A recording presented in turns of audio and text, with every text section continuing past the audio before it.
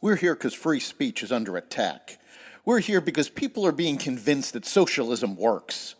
We're here because people are being judged guilty until proven innocent. We are fighting back with facts. This is not a safe zone, so buckle up, Buttercup. This is the raw, naked truth.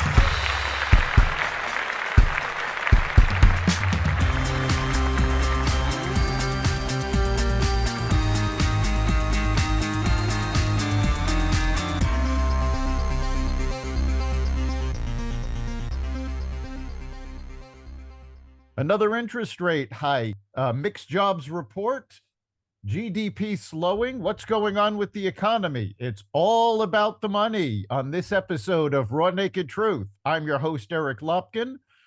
And for this Wallet Watch segment, I'm joined by Chris Calandra of Elliott Wealth Management.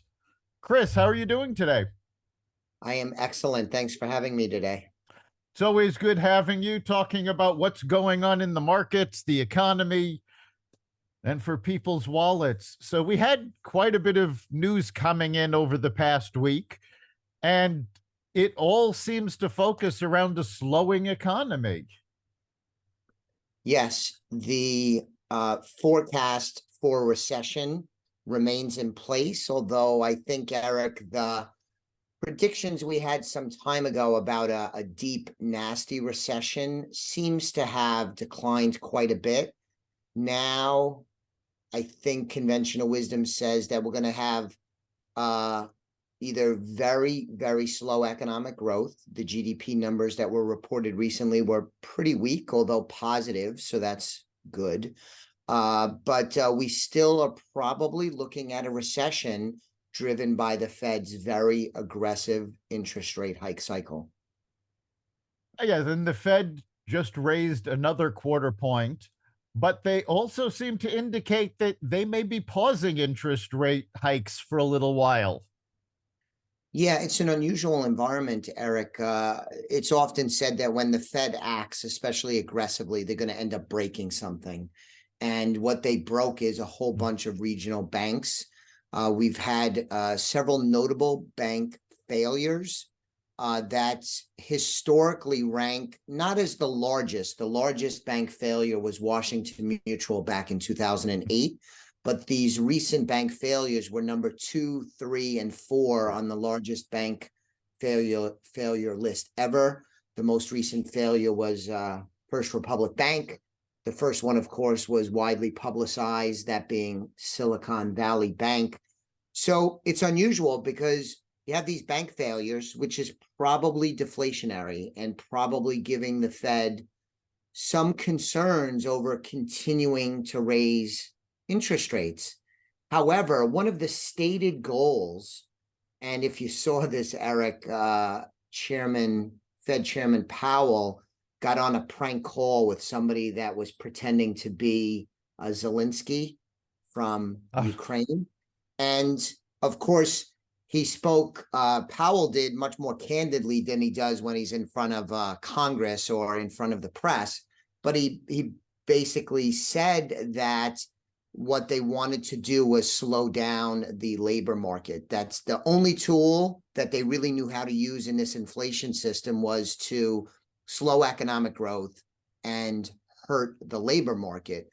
Well, the labor market is still pretty strong. So they're contemplating a pause in interest rates, yet they didn't really do what they set out to do in terms of slowing down the labor market. It slowed down maybe a touch, but it's still a pretty strong job market, historically speaking, and unemployment is near record lows over the last 40 or 50 years.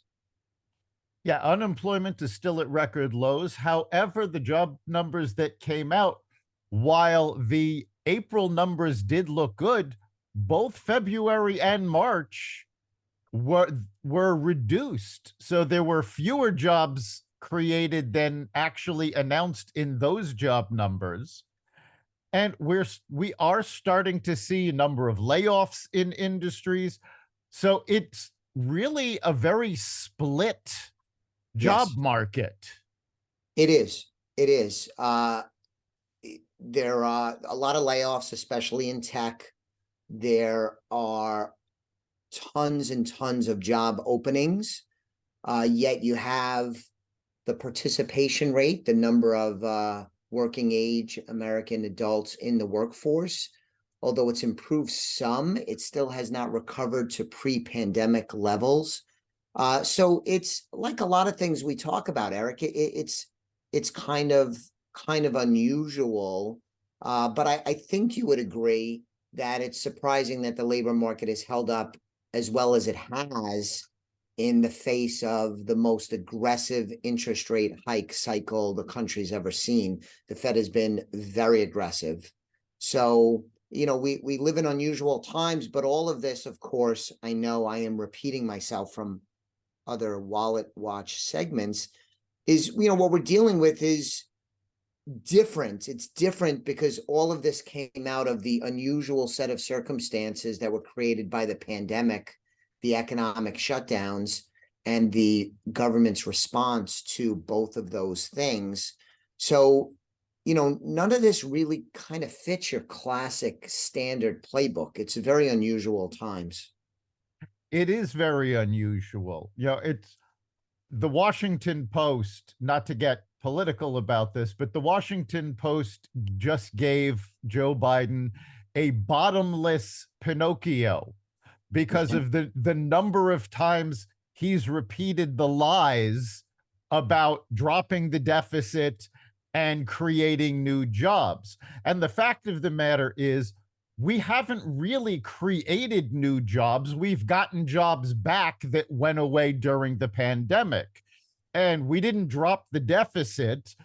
We just stopped spending all of the pandemic era programs. So this is a unique situation because the economic downturn was completely self-inflicted to deal with the pandemic. It wasn't part of a natural cycle. Agreed, 100%. It's not normal economic environment because of what the government did. And I think they've made a ton of mistakes. I believe you agree with that. But even if you believe they did the right things, we're still dealing with the repercussions of that. And the playbook is a little unreliable at this point because all of the things many of the things that brought us to this point are highly unusual and not natural. And you're right about the president. And let me point out that probably your next couple of Wallet Watch segments will begin to focus on this debt ceiling battle between the president and the Senate, which is controlled by the Democrats, but they have an important role to play, at least in theory, in this, and then the House Republicans. And this is something that will affect people's wallets because it has the potential to spook the markets if these these folks that govern us can't sort something out and avoid a debt default. Yes, and of course, as we record this, Chuck Schumer, President Biden, Mitch McConnell, and Kevin McCarthy are scheduled to meet about the debt ceiling today. So we will see what happens. But, and you know, as long as you've brought up the debt ceiling, I think it's important to bring up what is actually going on, because there's been a lot of statements that really miscategorize what's going on with the debt ceiling. It's not simply a matter of allowing us to borrow more. Hitting the debt ceiling literally means we have maxed out the country's credit cards. And what President Biden has been insisting on is that they allow the country to get more credit cards to pay off the debt from the old credit cards, rather than actually doing anything about our spending. And that's where the Republicans are pushing back. 100% right. The debt ceiling was originally meant so that the government could confront the amount of debt that's being taken on and have a limit. And like a household, like a business, you want to honor at best, right? Honor that debt limit. And sometimes it might make sense to go over the debt limit, but it's not something that should be done willy-nilly, because taking on the types of debt this country has taken on can and will have negative repercussions. And so this is a very good debate. The idea, first and foremost, that President Biden is putting forth that this is not an appropriate discussion, that automatically the debt ceiling should just be lifted, I think is laughable. But that's not really the right term, Eric, because it's really, really dangerous. It's a good debate. Maybe the debt ceiling should be lifted because spending was approved by Congress and the president. But I think this is a really good debate. And I think, and I know you said we're not going to talk much politics, let me just say, I find it incredible in this country where the government is bringing in more tax revenue, bringing in more revenue than it ever has before, yet we can't figure out any ways to talk about ways we could make the government more efficient and do better with the money that they are charged with using on behalf of the American people. With such a huge budget, it's incredible that we can't have a debate on how we can't use that money better and maybe be better stewards of the money that they have. It's just nuts. This happens in America, in business and in households all the time, but a federal government, President Biden in particular, has no interest in even thinking about how you might be able to spend money better, maybe a little less, maybe more efficiently. It's nuts. Well said. It's also important to point out that very shortly, the interest on the national debt is going to be the largest part of the American government's budget. So it does need to be looked at. And that's the raw naked truth. Thanks for being here, Chris.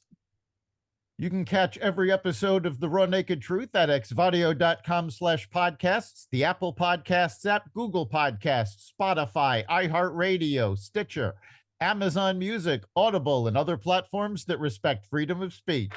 We'll see you next time.